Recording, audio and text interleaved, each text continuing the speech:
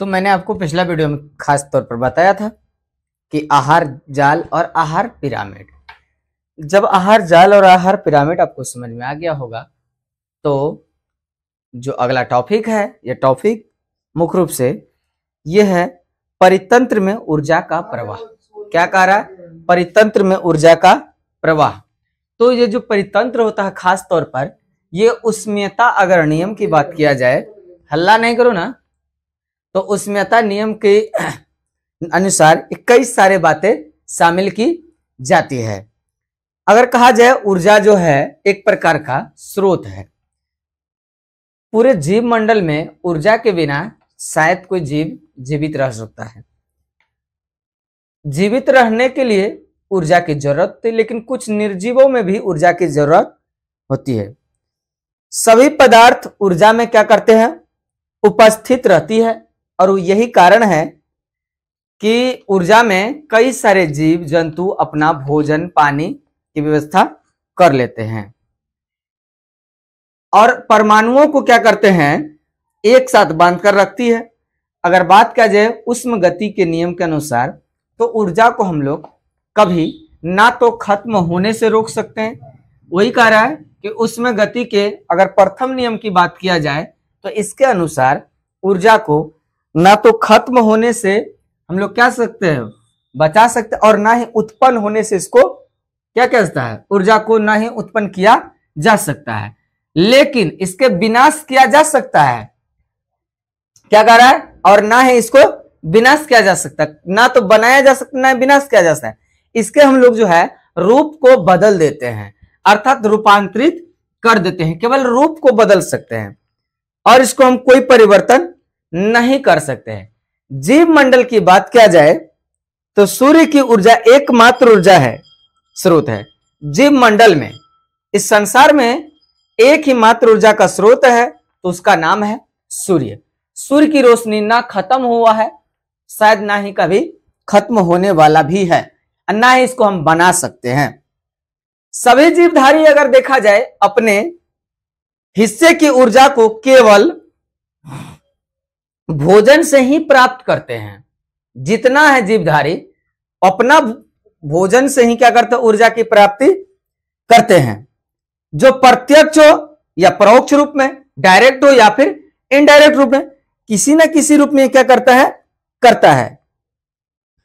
तो इस प्रकार क्या करते हैं? जीव मंडल सूर्य की जो है विकिरण ऊर्जा यानी कि सूर्य से निकलने वाली ऊर्जा ग्रहण करते हैं, और वे जो है प्रकाश संश्लेषण के समय, कब?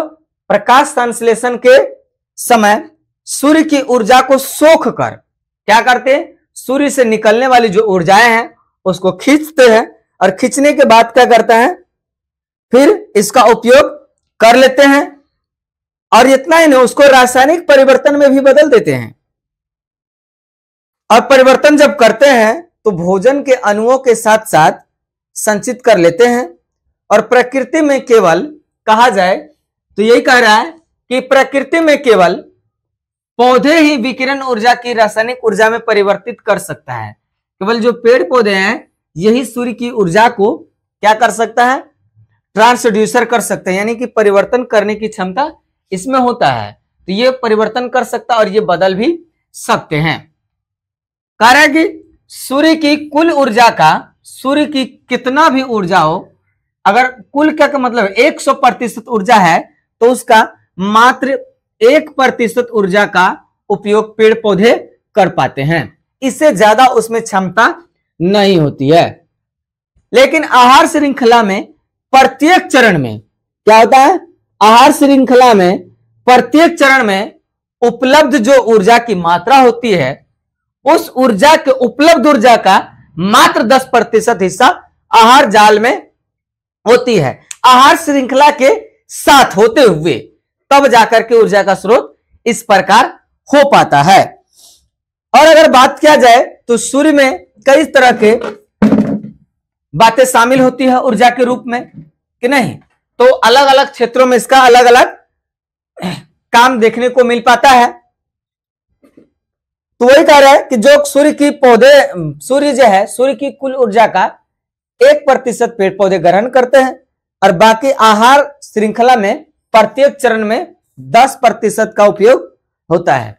इस पर हम कह सकते हैं कि यदि 100 किसी घास का उपयोग कोई अशाकाहारी जानवर करता है, क्या कह रहा है, अर्थात 100% कोई शाकाहारी घास चरेगा तो क्या होगा, उसके शरीर के अनुपातिक अगर देखा जाए तो उसके रूप में 10 किलोग्राम संचित ऊर्जा क्या होता है, उपलब्ध हो पाता, ऊर्जा के बराबर ऊर्जा ही उपयोग कर पाता है। और आहार श्रृंखला ग्राम के नाम से भी हम लोग जानते हैं। इस नियम को लिख सकते हैं कि आहार श्रृंखला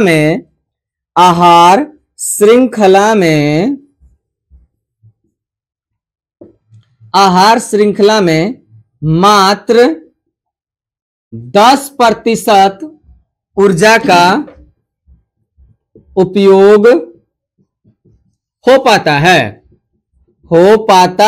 है और इस नियम को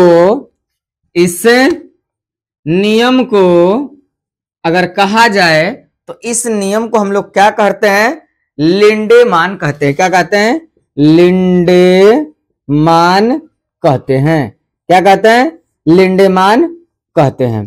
तो ये जो है हमेशा चेंजिंग होते रहते हैं। आहार श्रृंखला में ऊर्जा से कई सारे हानियां भी देखने को मिला है। तो आहार श्रृंखला में ऊर्जा से बहुत सारा हानि भी सामने आता है। तो हानि की बात किया जाए तो कई प्रकार के हानियां इसमें मिलता है। सबसे पहला अगर कहा जाए तो पृथ्वी पर जो है सूर्य का लगभग 1000 विकिरण क्या होती है, जीव मंडल के में आती है। 1000 तो क्या सब इसमें उपयोग हो जाता है? इसका केवल जो है 10% ऊर्जा का क्या करते हैं, पेड़ पौधे प्रकाश संश्लेषण के रूप में प्रयोग कर पाते हैं और 990 जो है ऊर्जा वातावरण में क्या होती है, गायब हो जाती है। अगर 10,000 आ गया तो 1000 में 990 क्या होगा, विकिरण के रूप में गायब हो जाता और 10 क्या हुआ, उपयोग के लायक हो गया। तो यहां पर ऊर्जा का हानि हो रहा है। चाहिए 10 आ रहा है 1000, तो यहां पर हानि हो गया। दूसरा बात कहा जाए तो फिर दूसरा में क्या होता है कि जो शेष बच गया 990 वातावरण गायब हो गया और ऊर्जा का रासायनिक ऊर्जा के रूप में अगर बात किया जाए तो स्टार्च और संक्राय संचरित कर सकती है और करती भी रहती है। इसमें कोई दो मत राय नहीं होती है। दूसरी क्या आता है टॉपिक अगला में कि पौधा द्वारा संचित जो भी है, पौधे द्वारा संचित जो भी होते हैं उसके भीतरी और आहार श्रृंखला में क्या कह रहा है, उसके भीतरी और आहार श्रृंखला में, आहार श्रृंखला के माध्यम से होते हुए, किसके माध्यम से, आहार श्रृंखला के माध्यम से होते हुए प्राथमिक उपभोक्ता जैसे घास, घास से फिर शाकाहारी जीव, तो यहां पर प्राथमिक आ गया, क्या करता है, उसके शरीर में पहुंचती है और उपभोक्ता अपनी उपापचय क्रिया के माध्यम से क्रियाओं में कुछ ऊर्जा का प्रयोग थोड़ा बहुत कर लेते हैं, पूरा नहीं। तीसरा अगर देखा जाए तो प्राथमिक क्रिया का जो क्या करता है, उपभोग करता है। जैसे शाकाहारी जीव का उपयोग कोई मांसाहारी जीव कर लिया, तो क्या किया, मांसाहारी जीव कर लिया और उसके शरीर में शेष ऊर्जा जो उपभोग होता है अर्थात मांसाहारी के शरीर में पहुंचता है। मांसाहारी जीव जैसे शेर खाया शेर को, शेर खाया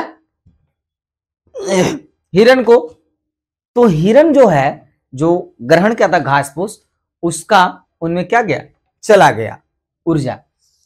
इस ऊर्जा को फिर पहुंचता है और ऊर्जा का कुछ भाग अपने भाग में होता है, खर्च करते हैं। और सभी जीवधारी के शरीर में अगर देखा जाए उष्मा के रूप में ऊर्जा का क्या होता है, वायुमंडल में, कहा उष्मा के वायुमंडल में विमोचन अर्थात वहां पर विनाश होने लगता है और जिसके कारण क्या होता है, सामुदायिक उष्मा क्या होती है, इसको हम कह सकते हैं।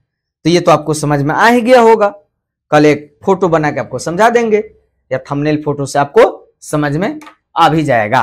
तो फिर अगले वीडियो पर हम लेकर के चलेंगे किस प्रकार ऊर्जा का विमोचन किया जाता है और इसमें हम ये भी चर्चा करेंगे जैव भू रसायन चक्र। हालांकि मैंने बहुत पिछले भी बनाया था इस पर एक वीडियो। तो उम्मीद करते हैं कि बहुत अच्छे होंगे। फिर मिलते हैं।